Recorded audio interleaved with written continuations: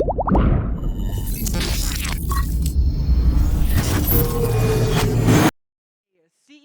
of the Wildcat protocol. Give it up for Laurence, everyone. Hello? It is working. I'd like to start by registering a protest at making Europeans come to a city which is this high and I lose my voice. It should be a crime. So if I do crack my voice, please laugh. That's absolutely fine. So I am going to be talking to you about credit, as was just suggested. We've gone through this in a couple of cycles in the past, the way it was done, how we're looking at it now. Is it a good idea? Where are the problems? So, yeah. Normally, I go on a full-blown rant for about an hour when someone says a word that's associated with this. The Matrix is attacking me and constraining me to 15 minutes, so I may cut a bunch of things out. Please tap me on the shoulder. I will talk to you until you are sick of me at the end, if you want to chat about it. So, look around you, right? Here we are in this wonderful stadium. None of this would be built if we did not have credit rails. We have, even for events, for parties that you're going to, deposits go down and then you pay later. Anyone who's suggesting that like the fate of a blockchain-based economy is that everything should be paid for in credit in full is delusional. It's an engine for growth. It's weird. My take on DeFi has always been that we should be taking the bits that work in the traditional financial system and replicating them on chain. And the most powerful engine that the traditional markets have for growth is fractional reserve banking, which you could consider credit to be.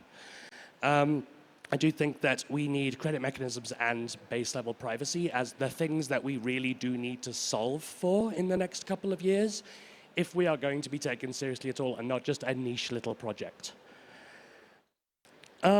Wind back 2 years when all of us had money, although actually, if you look at prices, things still we're doing pretty well. Celsius, BlockFi, Genesis, they were all around. They were doing absolute gangbusters. Celsius, 25 billion, 10 billion in BlockFi. And they were lending stuff out. You're getting 8% and what have you. And the desire was strong. People were pouring in to deposit, right?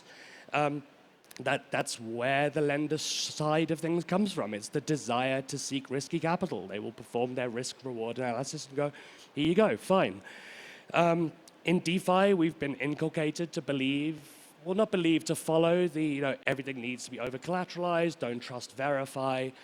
But we have Aave, we have Euler, we have Compound, wonderful, wonderful protocols that allow us to perform these things, but they're not lending, they're margin platforms.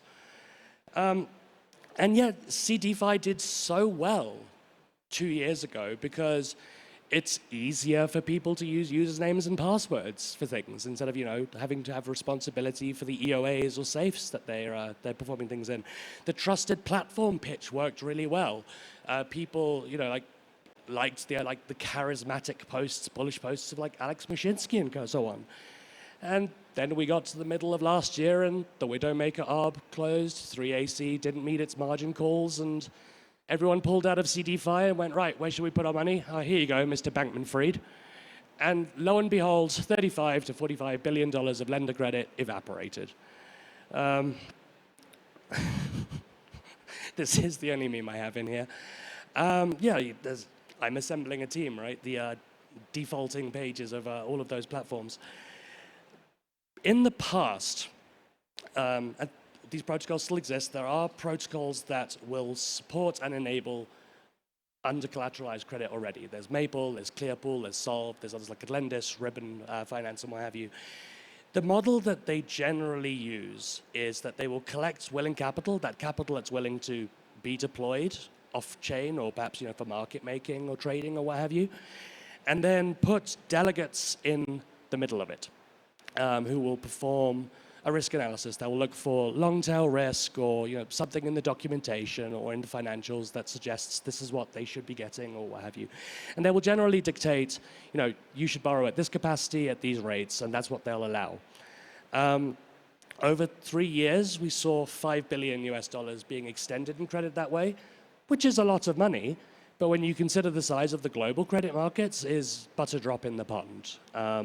Again, like I just said, that's 20% of what Celsius had at any one time in user deposits. My thesis, and the reason that I'm wearing this hoodie and this shirt and I'm tired all the time, is because I believe that these existing platforms made it difficult to become a borrower. So people who did want to borrow money, like USDC or wrapped ETH or whatever, were forced to paper it up off-chain so that they would sign an agreement, it would get papered away, and no one would really know about them until something went wrong, until a margin call went wrong or something unraveled. I do believe that the promise of DeFi is visibility into things. You know, we have June dashboards. We have a series of people who will do nothing but post about any slight deviation from expected behavior. I think the way that you treat credit mechanisms and their visibility on chain, it's a really good way of seeing, are we overheated in terms of leverage? How is the general health of a market? If people are starting to default on things, this is fine. If my prop shop melts, I'm not important. The only people that are angry at me are my LPs. If a market maker melts, that's a big problem for all of us and might be indicative of rot somewhere else. Like, we need to deleverage our systems. I do think we really need to be encouraging, as the hot ball of institutional money starts rolling in the next cycle, that all these mechanisms, we reject CDFI platforms and we start putting things on chain. We should be encouraging them. And so, yeah, why not invert the model of the on-chain credit that already exists, right? You've got a pool of capital and you select who your borrowers are. Why not attempt to bring borrowers on who, appear sane, and you allow them to create a market parameterized however they want. I want to borrow a dog whiff hat. I will pay you 30% interest at it. It's 20% collateralized, and I have a week to pay my withdrawal requests, so on and so forth. The promise of DeFi is that people are they're making their own analyses about what they are doing with their funds. They're being responsible and my voice is going, I must apologize. They're interacting with each other as rational actors. If someone creates a market that's a desire for credit that is insane, no one will react with it. I do think there is a potential for, if we start driving the desire for credit and its settlement on chain, we do start getting ideas about this is how much risk your big parties in crypto are willing to accept, how much the rates, their exposure.